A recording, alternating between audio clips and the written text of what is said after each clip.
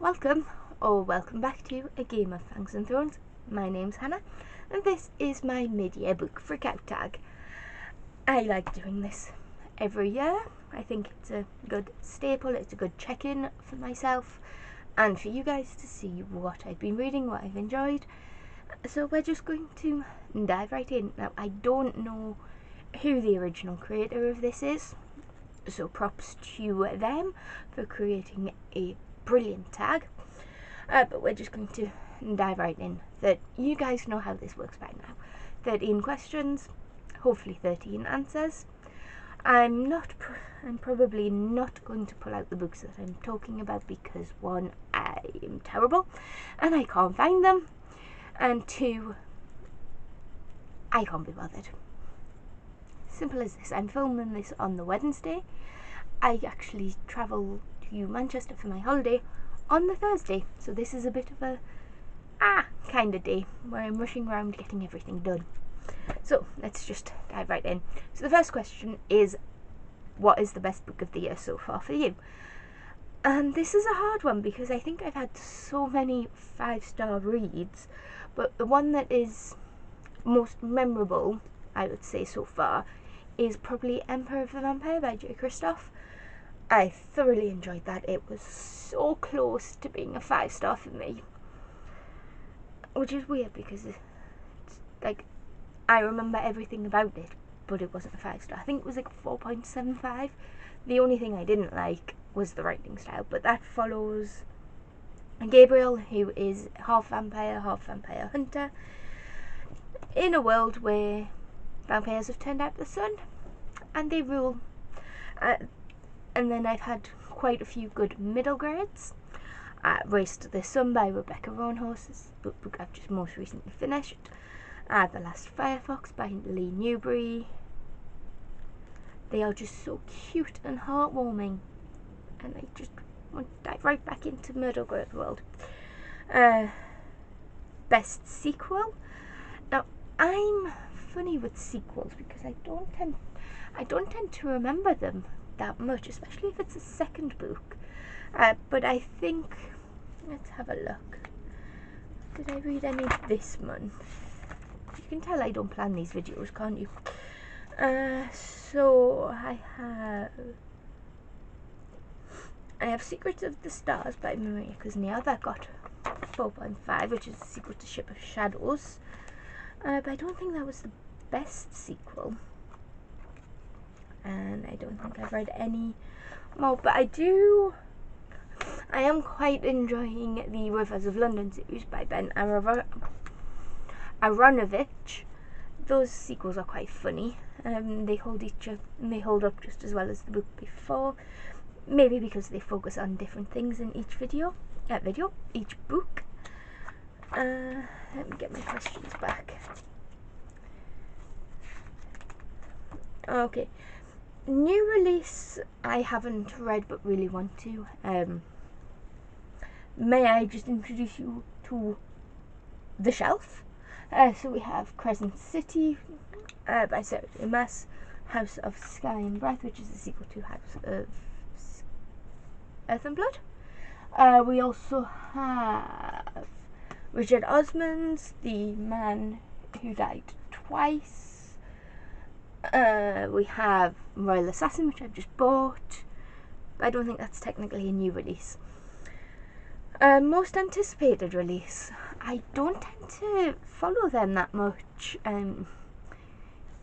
I just tend to pick them up when I see them, but I suppose a couple would be the next book in the Prison Healer series, Blood Traitor, I'm going to say that's called. We have the next book in the Deadly Education series by Naomi Novik, which is called The Golden Enclave. And then, of course, Amari and the Night Brothers, that sequel. The sequel to Legendborn by Tracy Deonn. Amari and the Night Brothers is by Baby Alston. So lots of middle grade there, which is surprising. Next question is biggest disappointment. Any book I have DNF'd is obviously a disappointment. because you go into them thinking, okay, it might not be a favourite, but I'll enjoy it. I haven't had any this month so far, which is a good thing. But I think probably Three Dark Crowns by Kendall Blake. Just couldn't get into that one at all. And I thought, oh great, women power, blah blah blah. Struggled to finish that one. And also, did I read it this year? I can't remember what I've read and what I haven't read this year, but I know that one is sticking out in brain just because I had high hopes for that entire series. I bought the whole series. I read the first one, meh, 3 stars. Just couldn't get into the second one. And also Tithe by Holly Black. Didn't even get 100 pages into that one, which you know is my personal rule. Just couldn't do it. Biggest surprise, middle grade? I am constantly surprised at how much I get from middle grade. It is a lot of it is so heartwarming. The villains in some of them are terrifying. The villain in The Last Firefox was scary. Even that got me going. But Sophie Anderson books continue to... I think I go into them expecting to get the feels.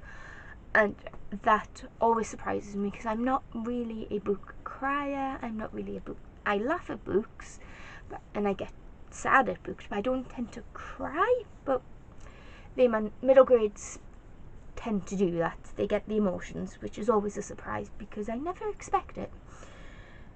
Fave new author. Now this can be debut author or new to you author. I have so many. Lynette Noni is probably on there because I bought both her books in hardback. Naomi Novik is getting there. I have a love-hate relationship with her writing, but I really enjoy the way she tells her stories and her plots. Do I have any more? Probably Sophie Anderson. And Robin Hobb. She's up there as well, I think, even though I've only read one book. Fictional crush. Now, I don't really know if I have crushes, but I know I have books that people that I want to protect. So does that count? Top of the list is Fitz. Always got to be Fitz.